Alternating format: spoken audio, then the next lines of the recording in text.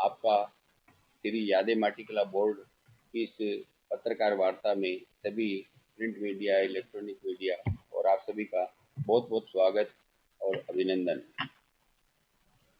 साथियों, आज ये पत्रकार वार्ता एक विशेष सूचना आपके साथ साझा करने के लिए, आपके माध्यम से जनता को बताने के लिए, आमजन को, कि अभी हमारी 12 मई को एक बोर्ड की, गवर्निंग बोर्ड की छठी बैठक हुई।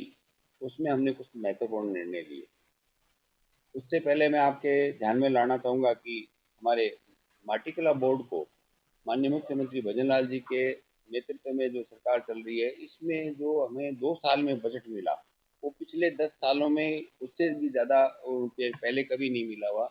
उस बजट घोषणाओं के और बजट मिला उसका, और उस सरकार की जो हमारे जो माटीकला के आर्टिजन्स हैं, उनके लिए जो बेनिफिशियरी, उनके लिए जो काम के लिए, और उनके बच्चे खाली माटीकला ही नहीं, कुछ और उद्योग धंधे जो लगाने चाहें, उसके लिए सरकार की जो हमारी उद्योग विभाग की योजनाएं हैं, उनको सम्मिलित करते हुए हमने एक पुस्तक का प्रकाशन किया, माटी राजस्थान में, जिसका अभी माननीय मुख्यमंत्री जी के कर कमलों से उसका विमोचन भी हुआ। साथ ही साथ उसमें एक उसी दिन हमने एक नया एक इवेंट किया मुख्यमंत्री निवास पर, कि हमारे राजस्थान में माटीकला की विभिन्न विधाएं हैं, जिसमें अलग अलग, पता ही नहीं लग था लोगों को कि आमजन को, कि ये केवल मटके बनाने और दिए बनाने तक और सिकोरे बनाने तक की एक मानते थे, जो कि एक अपने आप में एक पूरा संपूर्ण आर्ट है। और इस संपूर्ण आर्ट का परिचय उस दिन हमने माननीय मुख्यमंत्री जी के वहाँ दिया। जब लोग, हमारे लोग अनेकों प्रकार से कलाकृतियाँ, कोई सुराही लेके आ रहा है, कोई जादुई दीपक लेके आ रहा है, कोई अन्य अन्य प्रकार की समस्त चीज़ें वो लेके आए। हमारे टेराकोटा की अलग, मोलेला से अलग आए थे लोग, अलवर अलवर की रामगढ़ पोट्री अलग लेके आए थे, हमारे मामाजी कला का अलग था। एक वहाँ पर टीपू देवी गरासिया है, वो मुखोटे लेके आई दो, एक आदमी का, एक औरत का। वो उस औरत का ये है कि खाली जाति का नहीं था विशेष में, तो कि वो माटी की इतनी बढ़िया कलाकार है। उसने अपने आबू रोड पर, वहाँ पर अंबाजी के पास में, उस आबू रोड के पर, वहाँ पर उसने अपने पहाड़ी इलाकों के ऊपर खड्डों में जो उम्दा मिट्टी इकट्ठी होती है, उससे अपनी आदिवासी महिलाओं को वो मुखौटे बनाने शुरू किए। नीचे वो हमारे कुमार प्रजापति भाइयों की जो न्याई होती है, वो अलाव होता है, आवा खजावा, उसमें वो पकवा के ले जाके वापस पुनः उनको रंग करना, पगड़ी बांधना, या महिलाओं के पास ऐसे सुंदर मुखौटे वो भी लेके आई थी वहाँ पर। तो जब वो कला करते थे, मुख्यमंत्री जी खुद आश्चर्यचकित थे भी, इतनी सुंदर कलाकृतियाँ भी ये बनाते हैं क्या। तो वो एक आर्ट का परिचय दिया। वहाँ हमने उनको माटी के लाल पुरस्कार से 45 व्यक्तियों को उस दिन सम्मानित किया। 5-7 आदमियों को तो मुख्यमंत्री जी के, बाकी हमने वहाँ पर उनको किया। ये बड़ा काम हमारा हुआ। साथियों, मैं आपके माध्यम से ये बताना चाहूँगा कि माननीय मुख्यमंत्री जी ने पहले बजट घोषणा में एक और विशेष सौगात हमारे आर्टिजन्स के लिए की घोषणा की थी, कि सेंटर ऑफ एक्सीलेंस बनेगा राजस्थान में। तो सेंटर ऑफ एक्सीलेंस के लिए हम भूमि जयपुर में ही चाह रहे थे, लेकिन जयपुर के अंदर उतनी बड़ी भूमि हमें उपलब्ध नहीं हो पाई। अभी अभी बोर्ड की छठी बैठक के अंदर हमारे जो एशियस है, शिखर अग्रवाल जी, उनके साथ में बैठक थी, अधिकारी सारे थे बोर्ड की बैठक में। उसमें ये निर्णय हुआ कि बिचूर के पास में जो रिको का नया क्षेत्र डेवलप हो रहा है, तो उसमें करीबन 7,000 वर्ग गज जमीन का एक बड़ा हमारे को वहाँ अलॉट हो रहा है, और उसमें हम माटीकला सेंटर ऑफ एक्सीलेंस का वहाँ पर निर्माण करवाएंगे। मैं आपके माध्यम से ये बताना चाहूँगा कि माटी कला सेंटर ऑफ एक्सीलेंस जो है, वो इस माटी कला के, राजस्थान के माटी कला के उत्थान में एक मील का पत्थर साबित होगा। उसमें हमारे लोगों को जो आधुनिक तकनीकों से वो काम कैसे कर सकते हैं, वो खाली उत्पादन के जरिए अपना जो इनकम बढ़ाना और रोजगार मिलना, ये काम तो होगा ही होगा, लेकिन वहाँ इसको एक कला के रूप में विकसित करने का भी पूरा उसमें हम रखेंगे। उसमें वहाँ पर प्रशिक्षण का भी रहेगा, उनके रहने की भी व्यवस्था की रहेगी, ब्लॉक्स अलग अलग बनेंगे, मिट्टी के उनके बर्तनों को और इन चीज़ों को पकाने की अलग अलग विधियाँ हैं, वो भी वहाँ उनके लिए रहेगी। और साथ ही साथ में एक जो माटी कला बोर्ड ने जयपुर में जब बना रहे थे तो उसमें एक कल्पना की थी कि उसमें इस तरीके का एक माटी कला का भी गांव टाइप से बसाया जाए, जिससे पर्यटन का भी उसमें रुझान हो, उनको भी लगे भी पर्यटन उनको भी। तो लेकिन हम तो वो बनाएंगे जब रिको के अंदर वहाँ बाकी सब डेवलपमेंट होगा, तो हमारे कला में इतनी जान डालेंगे कि लोग वहाँ भी उसको पर्यटन के रूप में भी एक स्थान के रूप में जाने। साथ ही साथ में अभी हमारे माननीय मुख्यमंत्री जी ने एक बड़ी घोषणा, अभी पहले बजट घोषणा थी, उसके बाद में एक घोषणा उन्होंने और की, जिसमें हमारे जो आमतौर पर इस माटी कला को काम को करने वाले कुम्हार प्रजापति समाज की आराध्या है श्री यादे माता, उनका पेनोरमा बनाने की बात। उस पेनोरमा के लिए झालामंड में उन्होंने झालामंड जोधपुर, वहाँ उन्होंने उसकी पेनोरमा की घोषणा की। उसके उस घोषणा से डायरेक्टली इनडायरेक्टली की बात करें, लेकिन पूरे समाज के अंदर एक उत्साह का ऊर्जा का संचार हुआ, भी हमारी पहचान हुई है, हमें पहचान मिली है। इस बात का एक बड़ा इफेक्ट पड़ा है, लोगों में एक आत्मविश्वास जागा है, और उस काम को एक खाली ऐसे मरे हुए मन से जैसे रोजी रोटी के लिए करना पड़ रहा है, उसकी बजाय अब नए लोग भी आगे आएंगे भी, इसका आज माटी कला का हमारे राजस्थान में सम्मान हो रहा है। तो इसी के लिए इसके साथ साथ में हमने यहाँ पर जो निर्णय लिए अभी बोर्ड ने बोर्ड ने अभी जो हमारा जो इसका बजट घोषणा के अंदर, इस साल की बजट घोषणा में, पहली बजट में घोषणा में 1000 मशीनों का था, दूसरी में 2000 का हुआ, और इस बार मुख्यमंत्री जी ने हमारे 5000 मशीनों की घोषणा की है। इनका हम सभी पूरे राजस्थान के जो कलाकार हैं वो सब उनका उनकी घोषणाओं के लिए तहे दिल से आभार व्यक्त करते हैं। और इससे हमारी रोजगार बढ़ेगा, गुणवत्ता भी बढ़ेगी इलेक्ट्रिक से, और साथ साथ में आय भी बढ़ाने का जो हमारा दुगनी आय का लक्ष्य है वो रहेगा। और साथ ही हम एक और लक्ष्य लेके चले, जैसे लखपति दीदी की बात है, तो हमारे लखपति, इसको कहते हैं माटी के कलाकार है, वो भी बने, उनका भी इतना बड़ा टर्नओवर घूमे, उनके इस तरीके की अलग अलग चीजें बनाए ताकि उनका टर्नओवर बढ़े। खाली मटके बना के तो आपने भी देखा, कुछ लोग बैठे रहते हैं, कितने मटके बिकते हैं, उनसे पार नहीं पड़ती, उनको ज्ञान नहीं है, उनको उसको एक्सपोज नहीं मिल रहा। उसके लिए हम काम कर रहे हैं निरंतर, ताकि उनको काम मिल सके। बात है कि हमारे यहाँ पर अभी तक पहचान नहीं हो पाई है। हम जो काम शुरू किया माननीय मुख्यमंत्री जी के निर्देशन में, उसमें पहले 1000 मशीनें, अभी 2000 मशीनें, तो वो लोग तो हमारे दायरे में आ गए, अब 5000 और आ जाएंगे। लेकिन आदमी तो करीब 40-50 हजार आदमी काम कर रहे हैं इस समय। तो उसमें हमारा ये, हमने अभी इस बोर्ड की बैठक में निर्णय लिया कि जो राजस्थान सरकार की योजनाएं, जो केंद्र सरकार की योजनाएं, वो उसका लाभ उनको बाकियों को नहीं मिल पाता, तो उसके लिए आर्टिजन कार्ड बनता है। हमारा उद्योग केंद्र भी बनाता है, सेंटर का भी आर्टिजन कार्ड बनाता है। अब सिर्फ मैंने जब इस तय में गए तो ये पता लगा भी वो फार्म नहीं भर पाते हैं, उनको नॉलेज नहीं है, इसलिए अपने लाभ भी इस वजह से छूट जाते हैं। हमने ये तय किया कि हम बोर्ड की जब ये 5000 मशीनों के लिए हम इसका एक रखेंगे, इसके जागरूकता शिविर लगाते हैं इनकी लॉटरी के लिए, क्योंकि आवेदन तो निश्चित तौर पर ज़्यादा होते हैं, तो उनके लिए हमें एक लॉटरी प्रक्रिया ही अपनानी होती है। उसके तहत जब जागरूकता शिविर लगाएंगे, उनको अन्य योजनाओं की जानकारी देंगे, तो वहाँ हमने यहाँ सहमति ली जिला उद्योग केंद्र से, यहाँ पर भी प्रत्येक जिले के अंदर जिला उद्योग केंद्र है, उनकी मदद से हमारे कैंपों में हम हमारे आर्टिजनों का, चाहे वो उसको लाभ मिले या पहले से काम कर रहा है या उसके पास पहले से मशीनें हैं, वो काम करते हुए कई साल हो गए, वो अपने आर्टिजन कार्ड बनाए। उन आर्टिजन कार्ड के माध्यम से उसको बाजार योजना का लाभ मिलेगा, मेलों में जा सकेगा, उसको आने जाने का भत्ता मिलेगा, इस प्रकार की अनेक योजनाओं का लाभ उसको मिलेगा। ये हमारा अभी अभियान के रूप में हम चलाएंगे। साथ ही साथ में मैं हम पिछले कई दिनों से और कुछ महीनों से लगे हुए थे कि राज्य में आवा कजावा नीति लागू हो, पॉलिसी बने।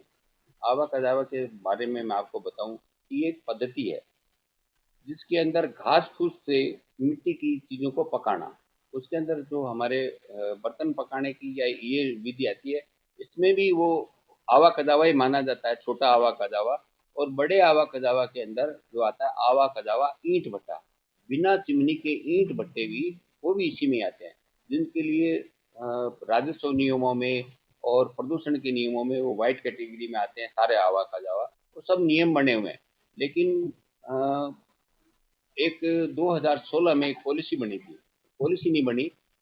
एनजीटी का एक ऑर्डर था, उसके तहत पॉलिसी बनाने के सरकार को आदेश थे और आश्वासन दिया गया था अभी 6 महीने में बना लेंगे। उसके बदले में हमारी पिछली भारतीय जनता पार्टी की सरकार में ही 2016 में ही एक गाइडलाइन बनी 8 विभागों के, उसके अंदर सभी के सहमत थे वो सभी लोग, उसमें सब पॉइंट लिखे गए। लेकिन उसको गजट नोटिफिकेशन होने से पहले सरकार बदल गई, पीछे ठंडे बस्ते में चला गया, लोग बाग उसको थोड़े ढीले हो गए और फिर वापस उसी प्रकार की प्रताड़नाएं, उसी तरीके से जो अज्ञानता में होता है वो उनके साथ में अन्याय होने लगा। अन्याय मीन्स अधिकारियों को भी नहीं पता भी इनके ये अधिकार है, वो एक चलते हुए ट्रैक्टर ट्राली को पकड़ के उसको बंद कर देते हैं, जबकि वो अपने आवा कदावे के लिए उसका जो अधिकार है उसके आधार पर वो काम कर रहा है और वो एक्चुअल में आवा कदावे में ईंटें बना रहा है, पका रहा है। तो लेकिन इस प्रकार की जो समस्याएं हमारे सामने आई तो हमने मुख्यमंत्री जी के सामने रखा कि आवा कदावा पॉलिसी बना के दो हमारा इसी को। अभी मैं ये बात इसलिए पूर्व भूमिका ये बता रहा हूँ, अभी वर्तमान में जब हमारी ये बैठक हुई तो उस पर अधिकारी बैठे थे उच्च लेवल के, एसीएस लेवल के 2 अधिकारी थे, वित्त विभाग के भी सेक्रेटरी थे, आईएएस। तो इस तरीके उन्होंने ये कहा कि इसमें ये सारे हम डिपार्टमेंट इन्वॉल्व है इस अपने गाइडलाइन के अंदर। तो उस गाइडलाइन ये अपने आप में सक्षम दस्तावेज है, इससे बाहर और कोई बनाने की जरूरत नहीं। मैंने कहा साहब इसकी लागू पालना, बोले ये अपने काम करेंगे। तो मैं आपके माध्यम से ये बताना चाह रहा हूँ कि जैसे उसका निर्णय हो गया भी, अब इसके लिए चाहे कुछ भी मतलब पत्राचार करना पड़ेगा। अधिकारी वहीं थे तो उन्होंने सहमति जताई भी इसकी पालना हम करवाएंगे। इसमें जैसे अभी एक मुख्य बिंदु आता है कि तालाबों से, जलाशयों से मिट्टी खोदने की बात, वो पंचायती राज क्षेत्र का आता है तो वहां से वो उनको मिट्टी उपलब्ध हो जाएगी। फिर आती है कि भूमि आवंटन के बारे में, इनके लिए 1 एकड़ तक का, 1 एकड़ तक की भूमि का आवंटन का राजस्व नियमों में प्रोविजन है। उसका लाभ ये नहीं ले पा रहे हैं, एप्लीकेशन लगाते नहीं, खुद की जमीन में करके बैठ गए। उनको एक विधि से अवगत करवा के, उनको जागरूक करके, उनके द्वारा उनको समझाएंगे भी इस तरीके से, और डिपार्टमेंट उनका सेव करेगा, हो जाएगा वो। फिर आती है कि थर्मल पावर की राख का एक प्रोविजन बना हुआ है राजस्थान में। थर्मल पावर के 300 किलोमीटर के दायरे में रहने वाले जो ईंट भट्टा है आवा खजावा वाले, उनको थर्मल की 20% राख है वो निःशुल्क उपलब्ध करवाई जाएगी, ऐसा उसमें पर्यावरण की दृष्टि से एनजीटी का भी आदेश था, सरकार ने भी नियम बनाए, लेकिन उनको उसमें लाभ नहीं मिल रहा था। बड़ी बड़ी जो परेशानी ये थी, उसके अंदर अभी ऊर्जा विभाग से सहमति इस बात की हुई है कि इसको हम लागू करवाएंगे। तो अब ये कि बड़ी बड़ी प्रॉब्लम भी सॉल्व हो जाएगी।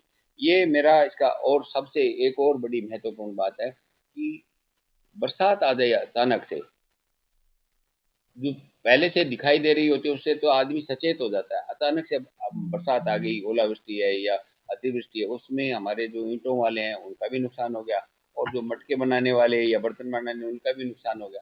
तो इन चीज़ों के नुकसान की भरपाई के लिए भी बीमा कंपनियों से, और ये आर्टिजन कार्ड बनने के बाद में हम सामूहिक बीमा योजना के तहत किसी न किसी तरीके से बीमे के दायरे में लाके हम हमारे इन सभी आर्टिजन का हित के लिए, इससे अगली अगली मीटिंग से पहले पहले हम इसका हल भी करने वाले हैं, घोषणा करेंगे, बोलेंगे तो ही हम काम कर लेंगे। ठीक है ना।